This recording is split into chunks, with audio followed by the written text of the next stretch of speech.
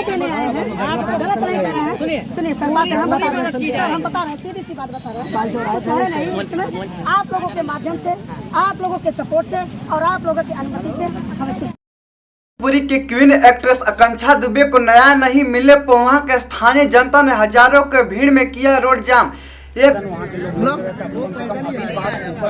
पकड़ो गाड़ी से, वही चाह रहे हैं जी जी, वही चाह रहे हैं। सुनो, वहाँ पे संबंधित उच्चाधिकारी है, उनसे आप पहले कहिए ना। आकांक्षा दुबे के मां ने समर सिंह के बारे में क्या बोले, आइए विस्तार रूप से जानते हैं और वीडियो को अंत तक बने रहें। लोग मार डाले, समर सिंह संजय सिंह ने मेरी लड़की को मार डाला, मुझे इंसाफ चाहिए, मेरी लड़की ने ऐसा कुछ नहीं कर। समर सिंह दोषी नहीं है तो फरार क्यों हुआ, मोबाइल क्यों बंद किया, उसको जवाब देने पर। हम लोग ऐसे होटल में रखा जा रहा है जैसे हमारा कोई मूल्य ही नहीं है।